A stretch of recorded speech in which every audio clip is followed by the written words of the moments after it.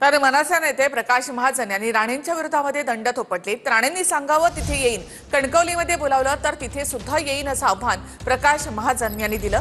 तर महाजन यांच्यामध्ये काय दम आहे ते मी बघेन, ते जिथे असतील तिथे मीच पोहोचेन असं प्रति आव्हान नारायण राणे यांनी दिलंय। कणकवलीत 73 वर्षांच्या प्रकाश महाजन यांनी नारायण राणेंच्या विरोधात शड्डू ठोकले आहेत।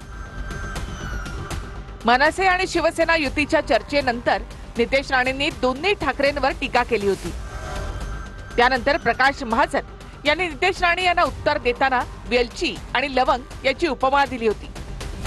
महाराष्ट्राच्या जनतेने 2024 ला एकाला 20 आमदार दिले, दुसऱ्याला 0 दिलेले आहे। भरपूर ताकद आहे। आम्ही एवढा घाबरलो आहे की आम्हाला झोप लागत नाहीये। त्याची वैचारिक उंची आणि वैचारिक रुंदी, वैचारिक खोली तर त्या माणसाला नाहीच आहे। त्याची वैचारिक उंची म्हणजे नितेश राणे उभा राहिले तर त्यांची उंची लवंगे एवढी होते आणि ते बसले तर ते विलायची एवढे होतं। अशा माणसाचं काय सिरियसली घ्यायचं। प्रकाश महाजन यांनी नितेश राणेंवर टीका केल्यानंतर नारायण राणे यांनी सुद्धा या वादामध्ये उडी घेतली।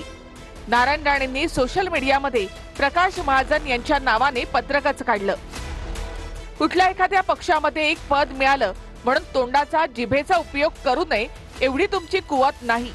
नितेश आणि नारायण राणे यांची वैचारिक उंची ठरवणारे तुम्ही कोण? प्रकाश महाजन, तुम्ही लायकीपेक्षा जास्त बोलत आहात। परत बोललात तर उलट्या करायला लावेन। नारायण राणेंच्या या पत्रकानंतर प्रकाश महाजन संतापले।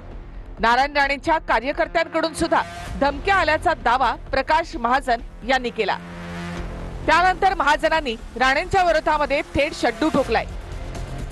रे प्रामाणिक कार्यकर्ता आहे, संघाच्या मुशीत तयार झाल्यासारखा यांच्यासारखा डुप्लिकेट संघसेवक नाही। दाजी खेडकर आणि संभाजीराव भिडेचा स्वयंसेवक आहे मी। वसंतराव भागवतचा जनसंघापासूनचा मी कार्यकर्ता आहे। अटल बिहारी वाजपेयी बाळासाहेब आमचे आराध्य दैवत आहेत, यांना भेट असतो मी। या का येऊ कणकवलीत? तयारी का तुमची? त्यांची ती इच्छा आहे ना, ते जिथे असतील ना तिथे येऊ नका, मी पोचेन, बघूया मी पोचेन। काय त्यांच्यात दम आहे ना तो मी पाय। तुम्हाला धक्का बसला असेल। अरे मैं तो जर्रा था नारायण राणे साहब, आपने मेरे को आफ्ताब बना दिया। कुठल्या कुठं पोहोचवलं तुम्ही मला?